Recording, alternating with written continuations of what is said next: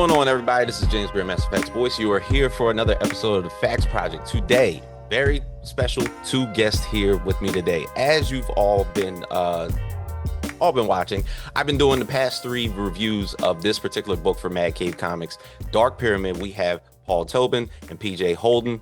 Thank you both for being here. Thanks for having us. You're welcome. Absolutely. We always come as a pair. If you order one of us, you always get two. Yeah, it's like a 2-for-1. Yeah. If I have a couple creators that are attached at the hip, I find that to be very appealing. So it honestly makes the book a lot better.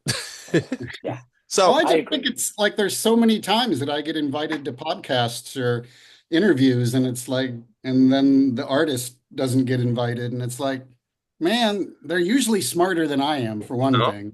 Yeah. So, look, I like that you immediately agree with that. Yeah, I would say that's true. It's an integral piece of the story. On the basis of me and you working together, I'd say that's definitely true. Because we're the exception. There is there is one particular portion of this book as far as creation that I probably have to go over with both of you. But first, you're right. I have to talk about, first and foremost, for those people who are not too familiar with the story, if I could get a brief summary of what you guys would basically bring up as far as, like, for those people who haven't read the story before, how would you describe Dark Pyramid? Oh, PJ, you take it. Okay. It's an exciting X-Men book starring Wolverine and the Dark Phoenix and Batman and can you cut PJ out of this and interview entirely? Not that one. But like, maybe buy it just in case that is what's in it. Don't make me come over there. It's a 20,000-year-old mystery. No, not even 20 million-year-old mystery solved. Not even longer than that. 200 million. Let's call it 200 million-year-old mystery involving the mountain range of the Denali mountain range, where there is a real thing where there was a sort of echo test done that showed that within the range of that mountain, there's this kind of weird shape of a kind of black dark pyramid that was shown to happen. And we explore that. We kind of have fun trying to figure that out. And also, there's lots of monsters. There is. Absolutely. And goats with human faces for some reason. For some reason. Now, there are reasons. You'll find reasons. That's the thing. There will be reasons. That's what I'm hoping to find out myself. As far as like the story that's like pretty much wrapped around that whole particular, whether you want to call it conspiracy theory or however it's basically built up. Paul, you actually did a good job of creating this story built around the spectacle of social media and streaming through a particular character called Huki Hidalgo, who happens to explore this particular region and ends up getting lost.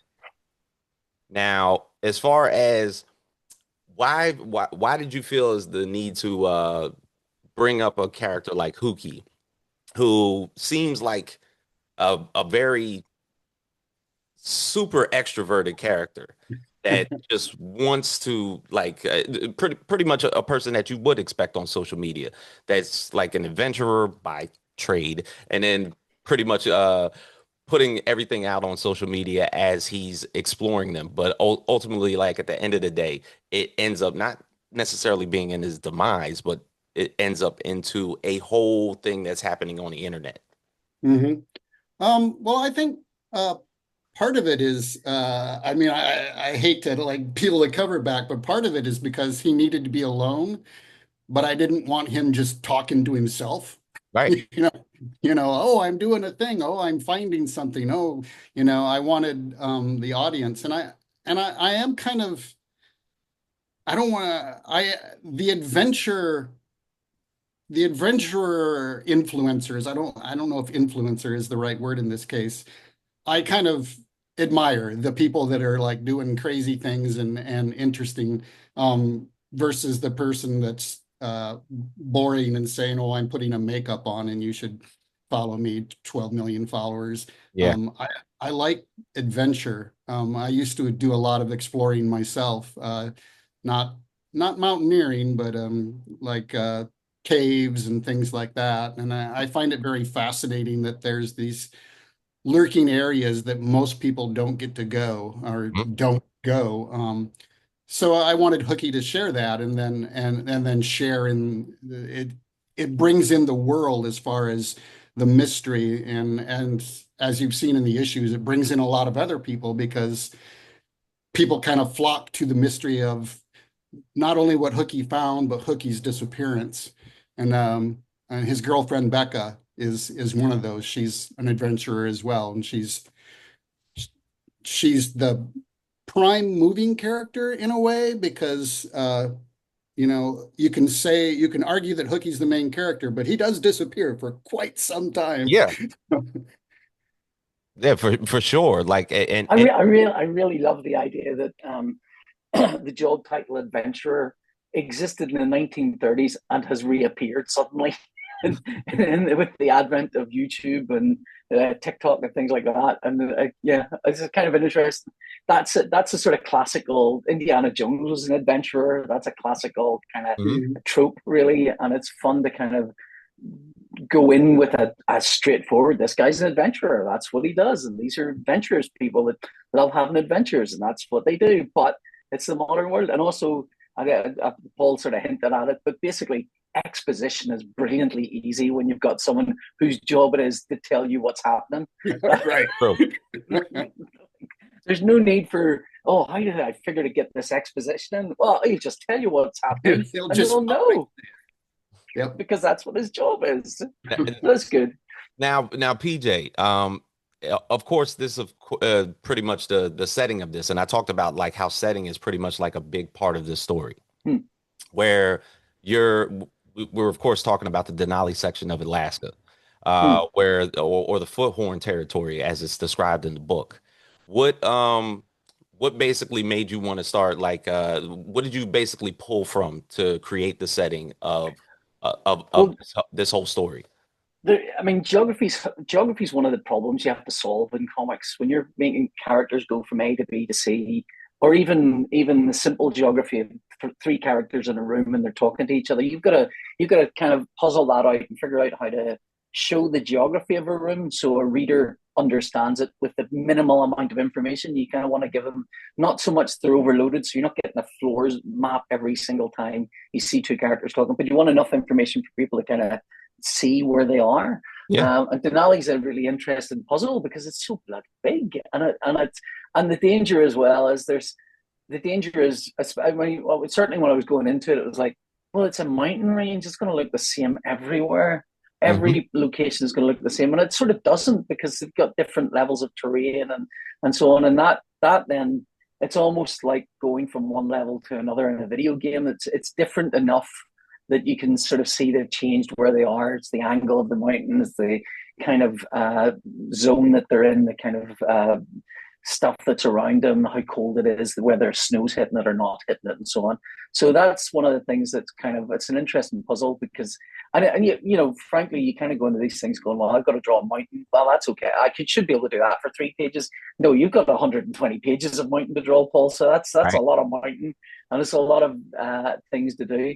But then the flip side of that is that vegetation is so much easier to draw than buildings. It really is. It's if you got two people walking around a rocky thing, so much easier. But you've still got to figure out like and I was constantly doing this where I was inventing rocks or some sort of item that a reader's eye could lock onto, so that when we flip the angle or Yeah. we move the characters further away from it, you can still see that object in the distance, so you can see that they've moved from it. Because otherwise it's like those videos where people run in front of a green screen and they put the thing behind it, and you can tell they're not really moving because Yeah. they're sort of so dislocated from the environment they're in. And the danger is that you have a character that's moving from A to B, that they've got to cross a certain distance, and you end up drawing the same vegetation, and so you don't know they've moved. You can't tell how far they've moved, where they've moved, whatever. So you've got to solve these kind of puzzles, and it's really interesting, fun thing to do for Right. about 80 pages. After 80 pages, Right. it's devastatingly hard, and you're just like, oh my god, please let this stop. So, Paul, inside of the disappearance of Huki and this particular conspiracy around this town, or better yet, you called it a Foothorn territory. Mhm. Um, Everybody that seems to live here is not particularly forthright as these people are arriving looking for Huki. They're pretty much getting set up in a way by the local police force, and even more so administered when Becky arrives, and how these two couple of cops have a conversation with her, and they tell her, "Oh, you can stay at Eve's cabin. Don't thank me, thank Eve when you get there." You know, Mhm. and ultimately that leads to another big poignant portion of this story at the end Don't stay with of issue Eve. one. Don't stay with Eve. Do not It's a stay with. bad idea. Don't Right. stay with Eve. But it's just I guess it's interesting that everybody knows about Eve. But when these people arrive, it's like, it's they of course have no clue, but yet Mhm. it's almost like Eve is kind of like this, this living, breathing thing that's always been around this town that almost everybody knows about, except for the visitors that come once Huki disappears. Mhm. Yeah, to a certain degree. Yeah, she was actually going to be a lesser character until and this happened again and again, and it happens with great artists that like PJ of oh, I'll do this small thing, and then PJ presents it and it's like, it's a big thing now. Let's keep her around. It happened with, we mentioned the we call them the Hoats, the human-faced goats. I had those as a very small character. And PJ turned in the art and it's like, oh my God, the book is all about these guys now. They're too wonderful. So, I mean, I, the story flows. Mhm. yeah, I would say, like, I mean, it's difficult because you're writing a story with an overall plot, and you kind of have an idea in mind, and then it sort of changes and varies a bit as you write it, because as Paul says, the art comes in, you start changing things. So some of the stuff is sort of, was that the intent or whatever? But in my head canon, it's the cops know what an Eve is. The Mhm. people who live there, Eve is an urban myth, but it's a real urban myth. It's a real kind of thing. It's the real Mhm. sort of, that's the place people vanish in that place. And, that's, yeah, saying Eve's cabin, if that's what you're going to do, just, we don't want to know about anything about it. And we've all been to small towns where people are a bit reticent to talk to people. That's not unusual. And Yeah. also the idea of a kind of, there's always some sort of story about children being eaten or children disappearing, or the witch's house at the end of the street, or that's the kind of thing that it feels like to me. While not necessarily the village, the people of that foothold are involved in the conspiracy. Yeah. For them, that is a real thing, but it's also a real thing they don't want to talk about. It's not a conspiracy to hide it. It's a, let's, we will ignore the festering black hole that is over there. We'll Mhm. ignore the black mold of my son's bedroom if we and don't talk about it. And it should be okay. Just don't look at it too hard. Right, My right. son's bedroom doesn't have festering black mold. That's just a thing. Um, Not now he's out of his student digs. He's fine now. How old is he? Oh, he's 20. Ah. Yeah. So, But like all students, they go to a house with a horrible, yeah. Anyway, right. that's what Now, Eve is to me. I kind of an urban myth to some and a real thing to others. And I mean, and also, cops, I think, in that town, if people are disappearing, it's the cops are going to know about it and are going to have to do something about it. And they don't want to. yeah, and it's almost more distinctive that they know about it by name. Mm. Now, I wanted to the creation of Eve Mm. and what y'all thought of that character in the beginning. As far as like when it was going to be brought up as this, of course, terrifying being that just happened to inhabit this town. Like when you first see her at the end of issue one, and of course you see her more distinct in issue two. What kind of formulated how you were going to create this monster, or better yet, this being that we were going to see throughout all these issues?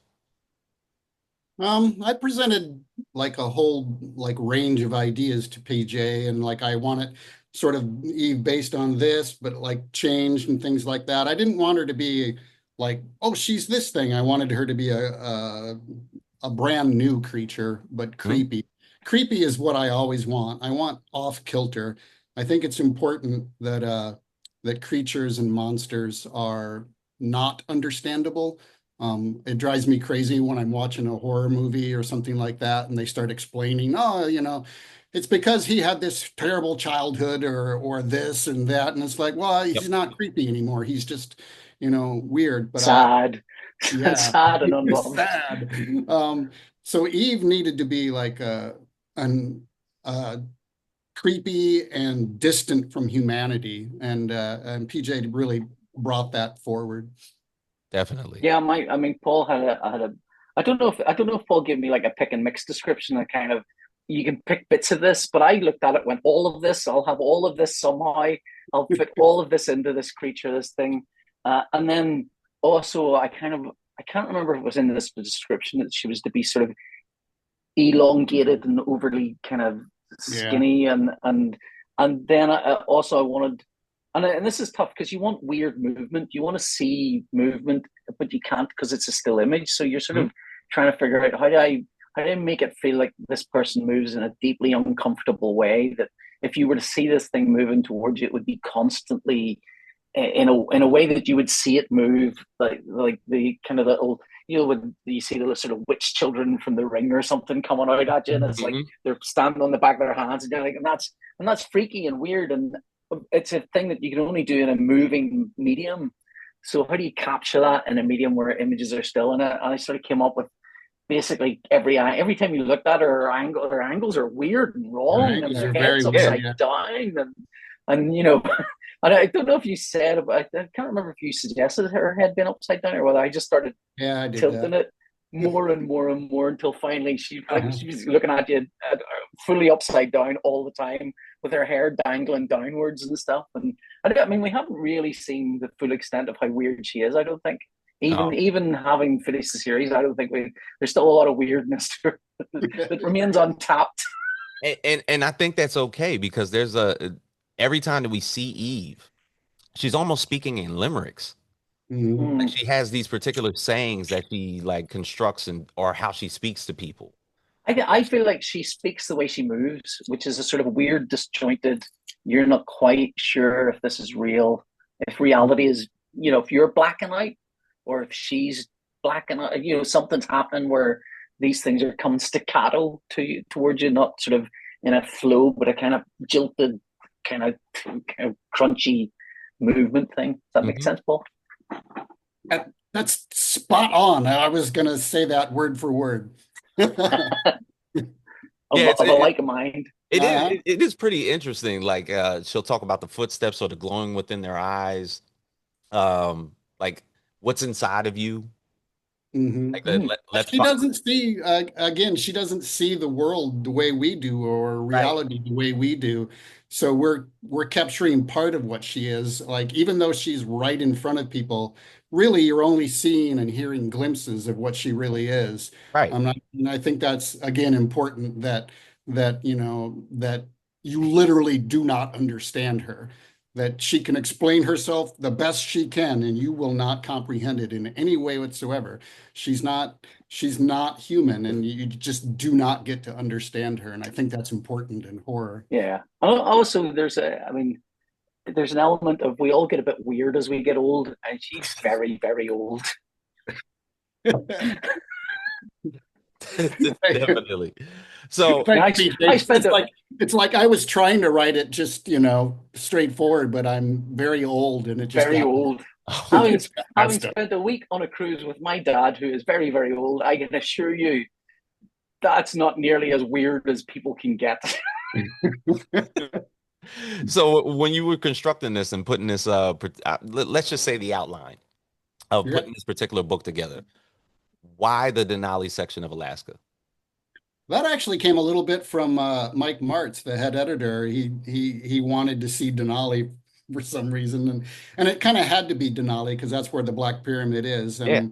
they explain, it's like PJ mentioned that that part in the comic where they're talking about the Chinese doing an atomic bomb and it sent vibrations through the earth, and then they kind of detected this black pyramid within Denali. That actually is real. That Hmm. that did happen. There's, in real life, it's a lot more likely to just be like a dense part of stone or whatever than what we eventually reveal it as. But it needed to be Denali because that's literally where the Black Pyramid is.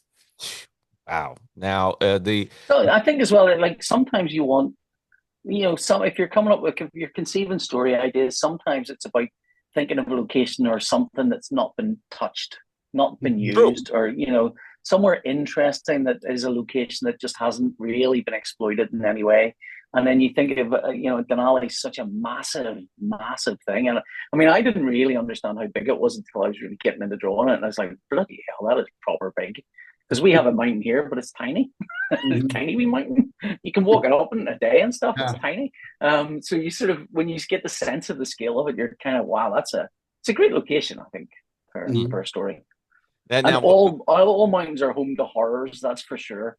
right, right. Now, there's also the other. I guess if you want to talk about the other description of it as people calling it a covert underground facility with a ancient enigmatic structure built inside Mhm. that's basically harvested and protected by the military. Now, how do we formulate that?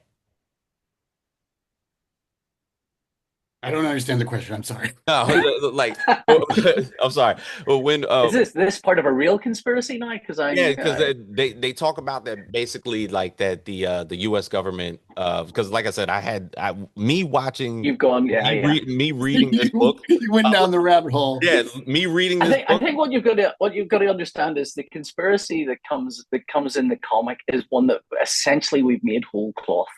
It's Yeah. Gotcha. not it's Okay. not based on anything But it's except connected. that one inciting thing of Yeah. the Black Pyramid.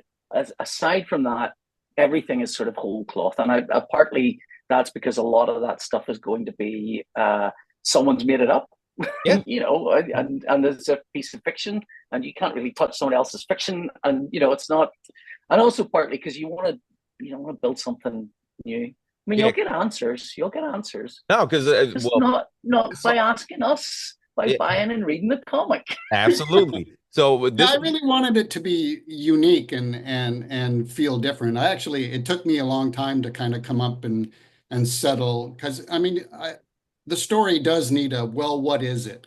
And I did want to explain that, but I also didn't want to just say, well, it's the third chapter of the Wikipedia entry. Mm. I I wanted. It took me a long time to really feel and as PJ was saying, the answer is old. Like I like how he did like, oh, it's 20,000 years old. No, I mean like even 200,000, 200 Yeah, I was million. trying to think how old it was, and then every time Yeah, I thought of a time period, I went, "Oh no, this other thing, this is older than that by yeah. quite some margin." You I mean, stopped at older than the 200 million. dinosaurs. You Yeah, stopped at yeah, 200 million, and it's like it's actually older than it's that. older So than that, really. right. Yeah, yeah. Well, even the construction of General Cho. So like him being this particular character that not only protects everything that's based around this mountain, also seems to somewhat protect Eve. mhm. Almost as like we release her, we call her back, and everything that basically particularly happens in this town I think is almost protect based is on is Cho's doing. is a strong word. I think he's able to utilize her like an attack dog, Right. or Yeah, at least he thinks he's able Like to there is a utilize her like command. an attack dog, and I think that will he will find that might not be like every commander in charge of an attack dog sometimes doesn't end the way you think. Mhm. Sometimes doesn't end so good. can go bad. We, Yeah, yeah, yeah. Cho was a yeah. character I really got kind of into because he's a villain, but he does really think he's doing the right thing. He's got a Mhm. job to do, and he wants to do it the best he can. And as PJ said, things need to be used, and sometimes in the military, things need to be used means certain things are disposable, certain lives. Right. Um, so so he's a villain, but I hate, Yeah, he's oh, not. he's a villain because he's evil. It's like, no, he's a villain because he's doing the wrong thing, but he's just astray. Yeah, he more so seems like he's under orders than anything. He doesn't come off Mhm. as like somebody that's particularly villainous at Yeah. most. It's like somebody that's just like got a set of orders. I'm here. I'm supposed to protect this asset, and I call it back every once in a while. But all the while, it's like, okay, when Eve gets out of control, they have to harness her back. But even in the substance of them going to that one particular flatland in issue 3 and meeting those, you know, human faced goats, it's almost The like Hotes. we have to rid ourselves of this abomination. Like Hmm. it was like Eve's okay, goat's bad. Yeah, I I don't think think he if you're, thinks Steve's okay. I think he yeah, just thinks she's more useful. Okay, yeah, got you. And yeah. what is that use? Uh, boy, that kind of comes under the revelation of what the whole thing is. Okay, got you. So, I would say it would be oh, safe to say that for the general, things either fall into uh, things to keep an army moving and things to use for by an army. Like things are either a weapon or they're a way to charge a weapon. That like that's military thinking. You know, yeah. it's not. So it wouldn't be too bold to say that. You know, Eve is a monstrous character who can kill very quickly and very brilliantly, and he's a general of an army of a military, and you Mhm. know, you don't need to do too hard a sum to figure out Yeah, what use he would have for Eve if he can fully control her. yeah. If you've got a cannon, you use a cannon. So, Yeah. Mhm. Now let's talk about the character of Shailene and yeah. how she's basically introduced to this story as somebody has kind of like been an outcast in this particular town. And she's the only person that's probably going to warn Becca and help Becca throughout this entire series because more so when Becca arrived, it was almost like she was under a microscope to get killed, Mhm. as soon as she arrived. So the character of Shailene is pretty poignant because she talks about being in a relationship with a somewhat billionaire that lives in this particular section named Audrey Jack. And she hasn't appeared, of course, in this series yet, but Mhm. Shailene is, of course, still around, discovering, or better yet, trying to figure out what's happening in this area, all the while people are trying to keep it secret. Right. How did her character come about? Well, again, I wanted someone that knew a little bit more. It's almost like when we were talking about with Hookie's social media being good at exposition. When you only have 5 issues, you can't spend, 100 pages of slow discovery. You need to kind of move things along. So Shailene was part of that, but I also wanted I wanted Shay to be like a real character, Hmm. and I also wanted her to be someone that was explaining to Becca, you're in over your head.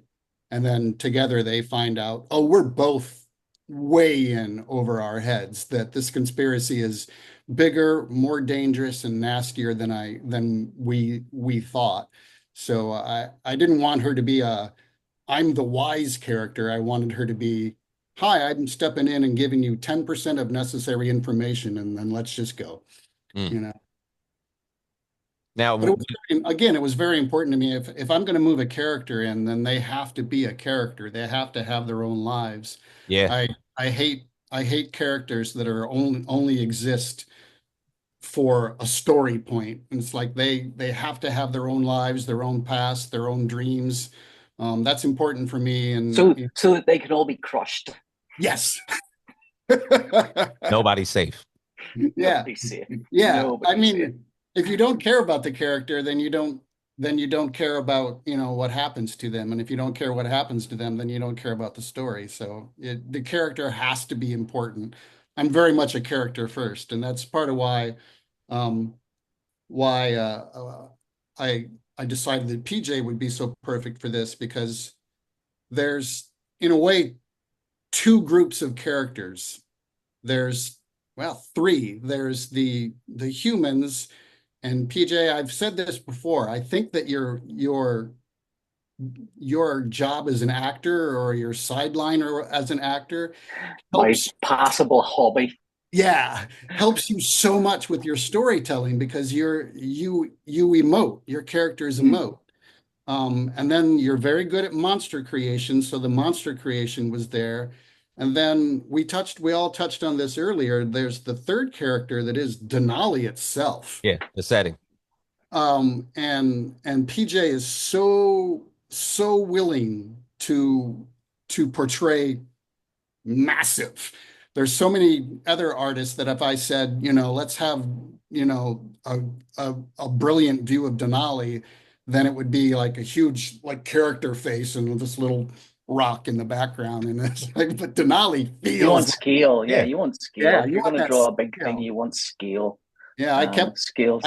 would write into the scripts, here they're walking across this area. We don't even see them. They're No, too, Yeah, they're too they're they're like like small. ants, tiny, ants on the tiny ants. page. Yeah.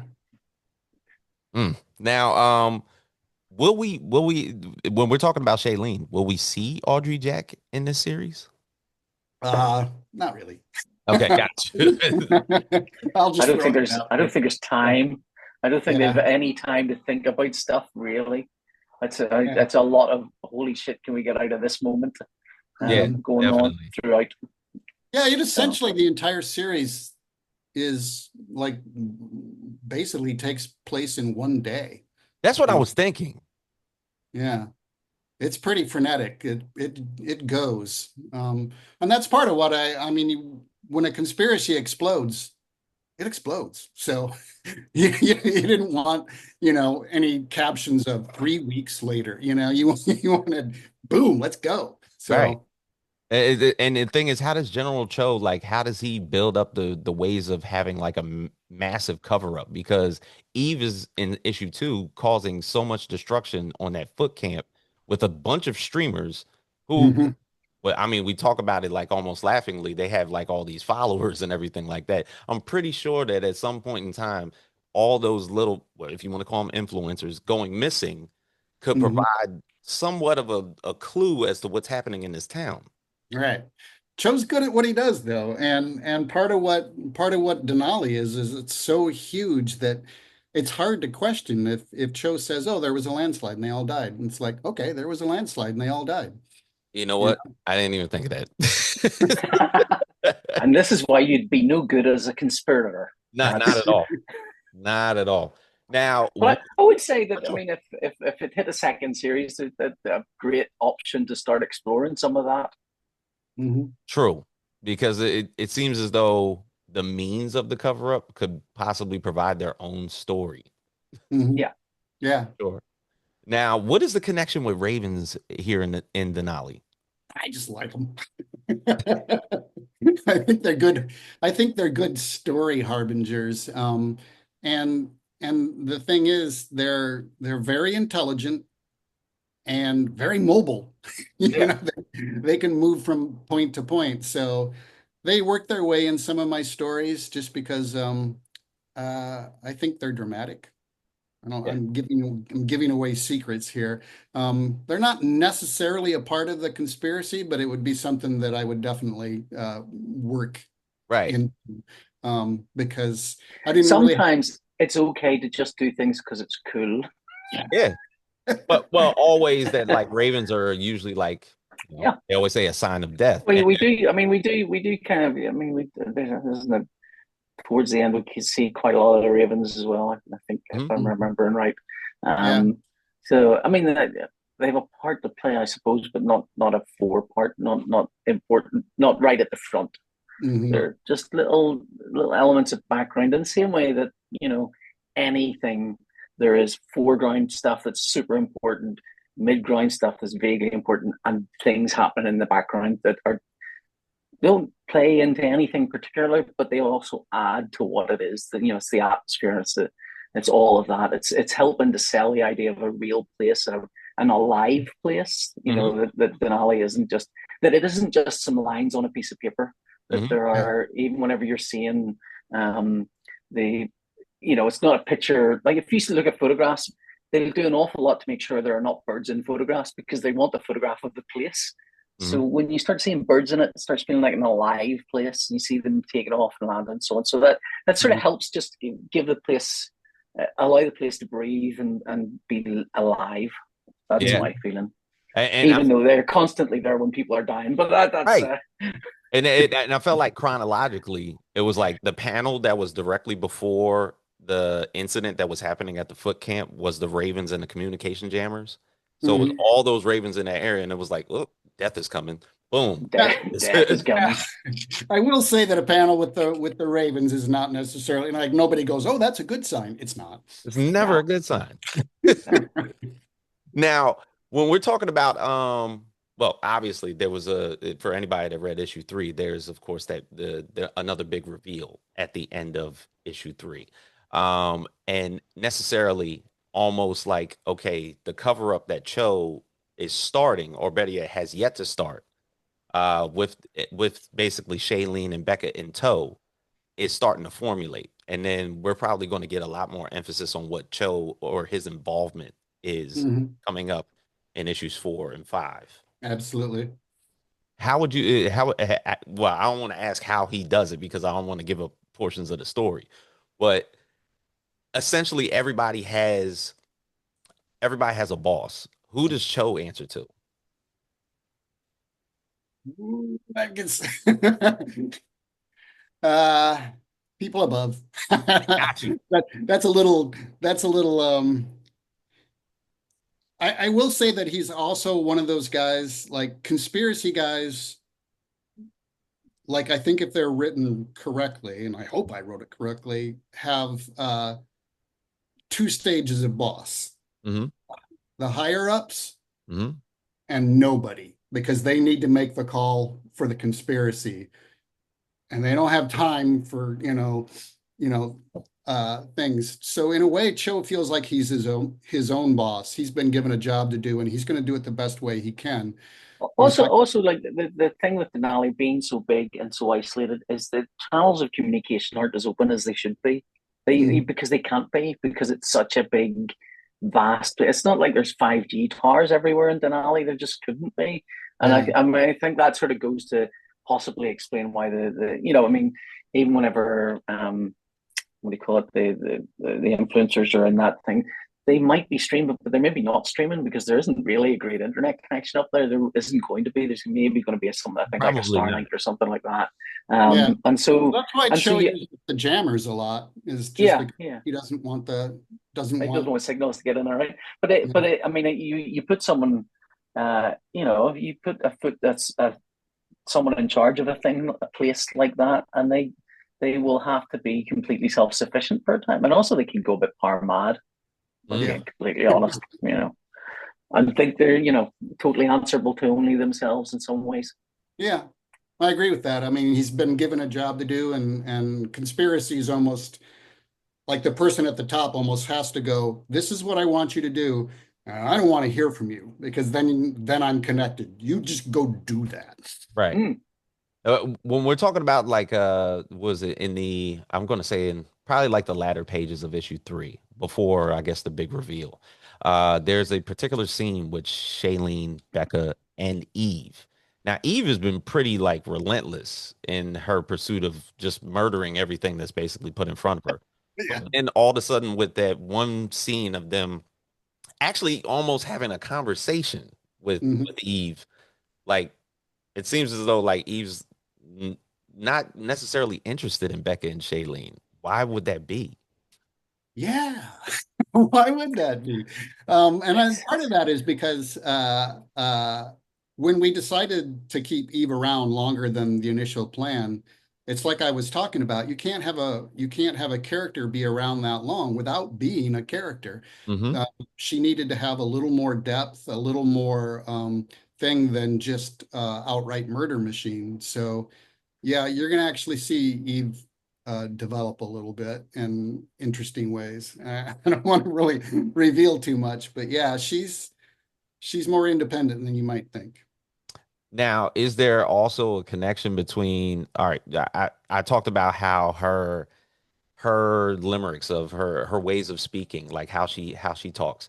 I also saw that from the goats they were talking about interior the entire time, or Mhm. that the sky was talking to them, and before they basically almost got picked off by an helicopter. But Mhm. are they closely more related than what I'm thinking, or no? Yeah, I mean, there's a definite connection.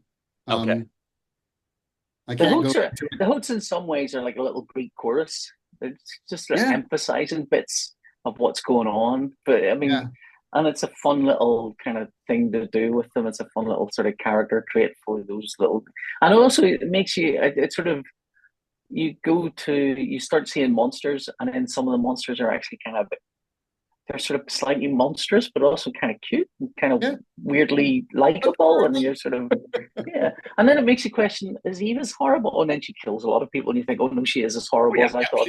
Yeah, yeah, yeah. She is definitely monstrous. Yeah, yeah, yeah. That's it. yeah.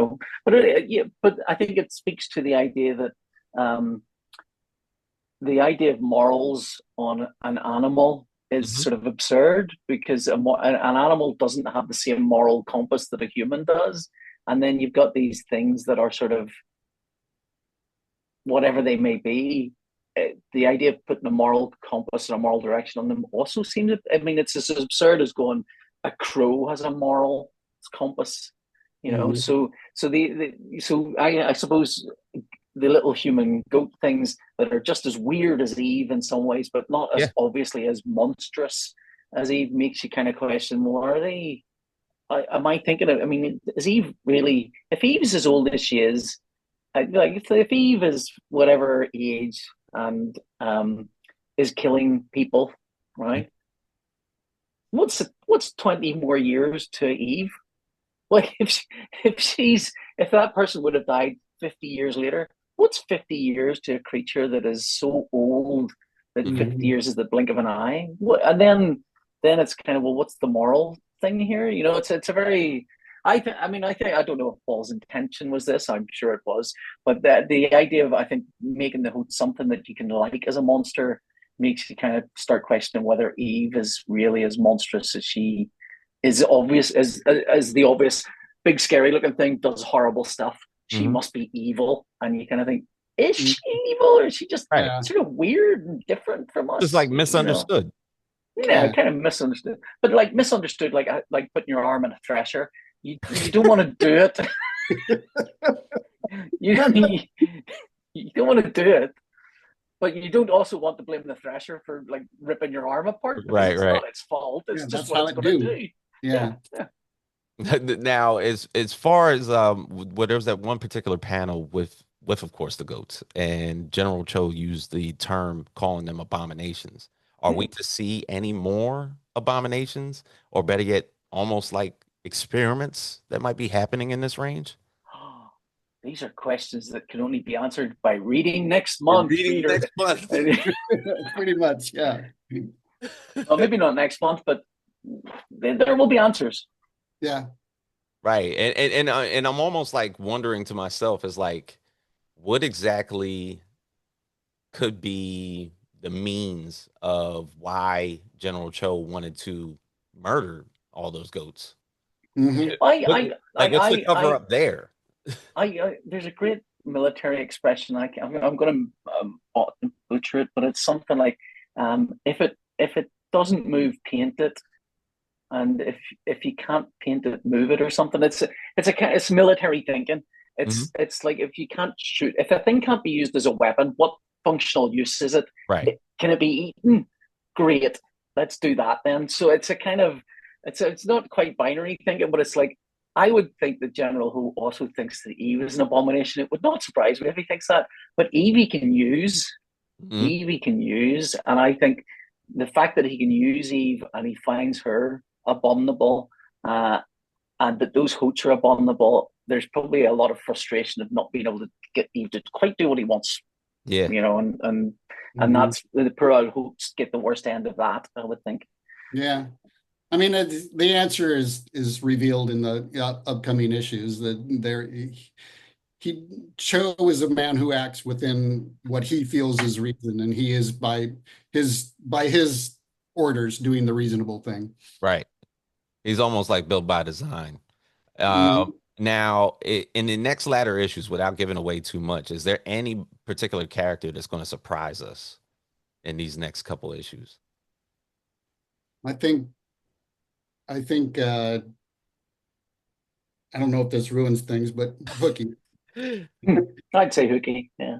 Mm, Hooky, yeah, he's what he's been up to and how he comes back to the story, I think is the surprise. wow, man. See, I didn't want to forget him. no, and that's the thing. Like, And Wolverine. yeah. Because we talked about the No story Wolverine. so much in the aspect of General Cho, Becca, and Shailene. Mhm. At the beginning of this story, of course, we all got introduced to Huki, and it's Mhm. like essentially at the end of the day in these latter issues, it's almost like there has to have been some type of communication or connection that he Mhm. possibly has seen that nobody else has been revealed to yet. And Yeah, I'm totally questioning exactly what his intent will be once he wakes up. Yeah, Uh, what yeah, is he up to, that Hookie one? yeah. He's yeah, been a busy boy, so definitely. Yeah. PJ, Paul, I appreciate you both for having this conversation with me. I look forward to these next ladder issues. I gotta say, the first three issues have been gold to me. thank you. I've loved Thank you. reading every single one. Once again, that's probably why the reason why I've had so many interesting questions about this series. And to be honest, that's from a reader's perspective, that's where I want to be. I still Well, I mean, from a writer's perspective, that's where I want you to be too. So, like all these questions that you've asked, it's like, oh, good, that's what I wanted you to be interested in. So it's been very gratifying for me. absolutely, absolutely. So And we hope to answer about 98% of them that's and leave a okay. couple, It's okay to maybe leave not it in the even dark. that much. That might be way 60%. We're going to answer 60% of them. 60 is Yeah. about right. Yeah, 60 is about right. Yeah. I don't mind being left in the dark because I Mhm. want to add a little bit of the shock and awe Mm, in these next few issues. So Right. that's particularly fine. But I once again, I look forward to the series. Thank you. Can't wait to talk about thank it you. more. So uh I'm about to say, the series itself, I believe it's going how many issues in total? 5. Five issues. So Yeah, we're almost there. we're getting Mm, there. Yeah. We're almost there. So yeah. like when we get to issues 4 and 5, and of course, Hookie's probably got a lot to tell us. Mhm. We're gonna get there. So thank you again. Thank you Thank Thank you you. again. very much for having us. Absolutely. So Paul Tobin, Follow me on Blue Sky if I, anyone's on yes, social media. I'm on social media on Blue Skies, Paul J Holden, or yeah, and I'm on Instagram as like you find me under Paul J Holden, but also pauljholden.com. That's where I live at. Paul, I'm on Blue Sky same with too. you. Paul Tobin. Yeah, Paul Tobin on Blue Sky. Excellent. Excellent. So, Paul, PJ, I appreciate having you.